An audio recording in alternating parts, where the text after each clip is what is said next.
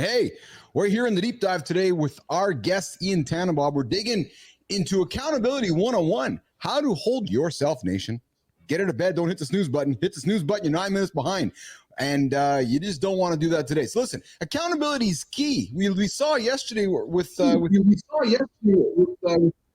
big echo there. Accountability is key to achieving success in anything, whether you're running a business, hitting your fitness goals, or managing your personal life. John Anderson has had to live a life of accountability to help him achieve some massive goals. John, let's start the conversation with you, pal. How did you stay accountable as you've worked your way through life? And I know you're a habit stacker, but you always weren't a habit stacker. How did you stay accountable when the motivation just wasn't there? I'm not talking in your 30s, your 40s, your 50s. I'm talking in your earlier days in life when you were still figuring out how to stack habits. How did you learn how to stay accountable, John Anderson, in those early stages in life? Of course, I was one of these guys who was finding every reason not to do my shit. That was part of the problem. I was really good at telling myself I didn't do something or blah, blah, blah. And then once I started to actually put in a little work and started to see the benefits, you want a little more. And so realistically, I guess I talk about habits, which is 100% what I'm all about. But to a certain extent, that habit will turn into a system of life. Yeah. Now, once that system is in place, it's like part of your circuitry. It's part of your programming. And once it's a system, then you just move on to the next one. And you're really just you're rewriting programs and you're creating more and more systems. And pretty soon, especially when it comes to business, because in business, for me, it's either a system or a person that's taking care of something. And for example, when you've got a bunch of employees or anybody working under your wing and they follow the system and the system breaks down, it's not their fault. They're going to work a lot harder. They're going to give you more when they know that all they've got to do is follow the system. And if something goes wrong, they're not going to have some sort of consequence because the system failed. So you adjust the system and you continue. So I guess I haven't really talked much about this on the show, but I would say really for me, what made my accountability second to none, because I don't miss, is I basically continue to show up.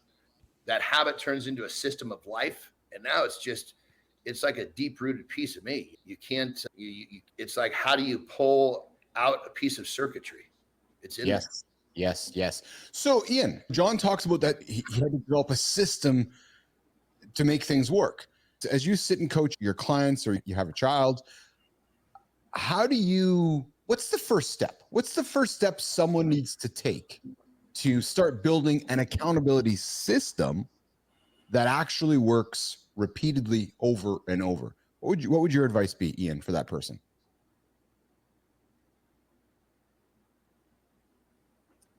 Yeah, first off, can you hear me okay now? You betcha. Yep. The audio, okay.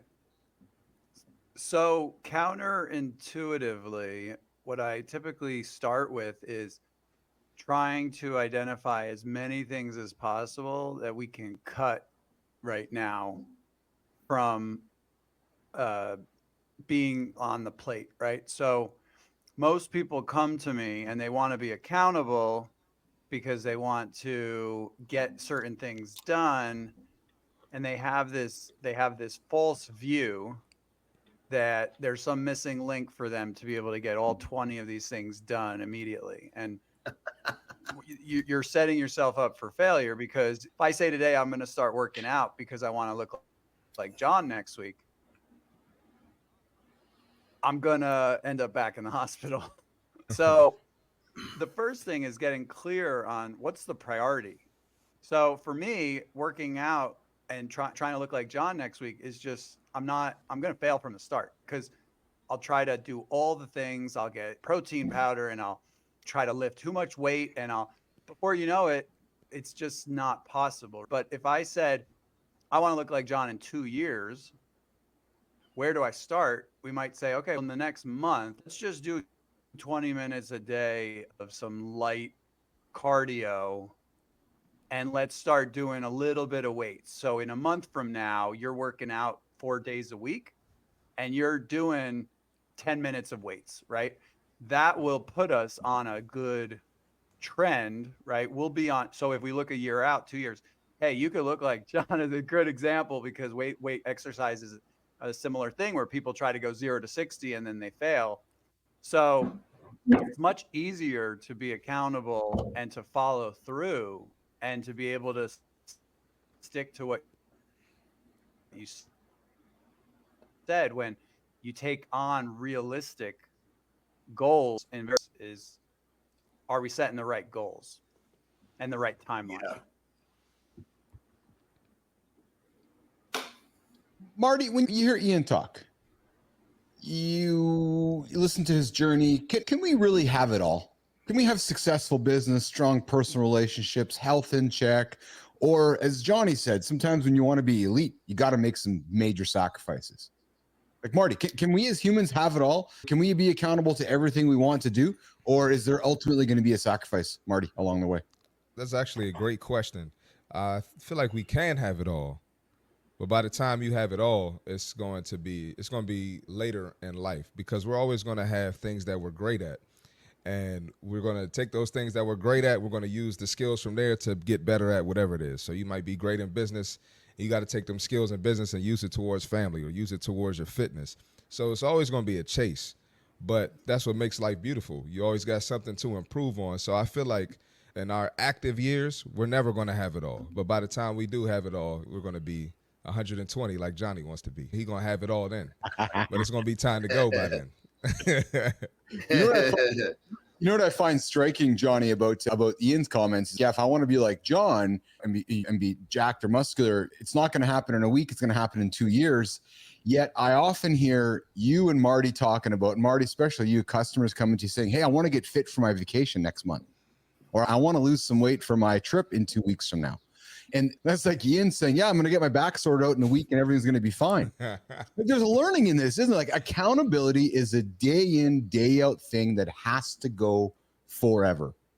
Hard to do. And that's why we've had some success with this show, is that this show is a free accountability check-in for all of you guys every single morning. We're here. And this is a long-term gameplay. Johnny. Yeah, I was just going to say, when you mentioned people that want to get in shape for a cruise, when people come to me and say something like that, I say, okay, is that your first checkpoint in a new way of life, or is that your goal? And if they say that's my goal, I say, get the fuck out of here. Yeah. I don't really say that. I don't really say that, but I just say, you know, I don't serve people that want a short-term fix. You want to change your life? That's what I'm all about.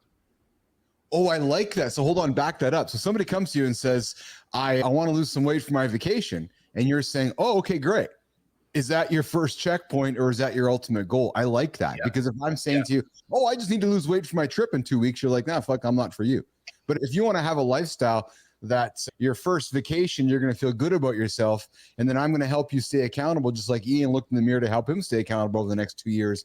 That's the kind of person you are. Yeah, I see. I get that. I get that. One of the questions I ask on my questionnaire is, tell me what life looks like in 10 years. Yeah. And if they're not talking about a new way of life, this is not for me. I'm still in that. Sorry. Love you, Johnny. Absolutely, brother. Ian, looking at you, brother. I'll ask the same question I asked to Marty. Do we always need to make sacrifices to have everything you want? You said you have clients coming to you that need to be coached on the ADHD side of things. We all as humans want everything. Can we have everything, Ian? Yeah, this needs to be pulled apart a little bit, right? Because when we say everything, first we got to define what everything is. I like what John said about the 10-year thing. I do the same thing. I start with my clients on what's the 10-year vision, what's the 3-year checkpoint or the milestone that is going to indicate if you're on track, what's the 1 year. And when we start there, we immediately pull the attention away from today, tomorrow, next week. Mm-hmm. And we're putting things into context. So when you say have everything, we need to define, what does everything mean in 10 years? Is everything $1 million?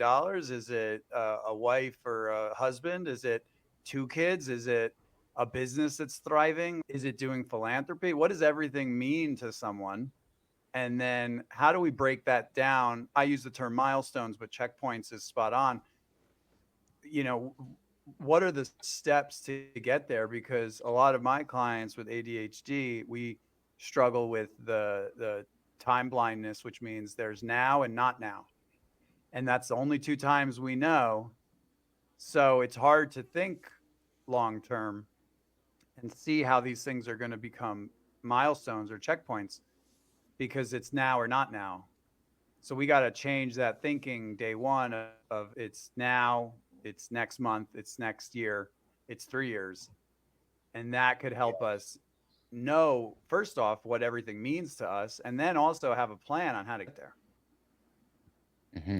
Ian, before you go, where can people connect with you if they want to learn more about your ADHD coaching, or get your help in growing their business, or get your help with helping somebody stay accountable based on some of the things they learned today? Ian.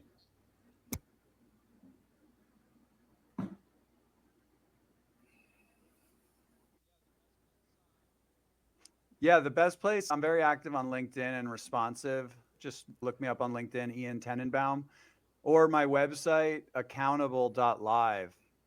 Perfect name. There you go. Excellent.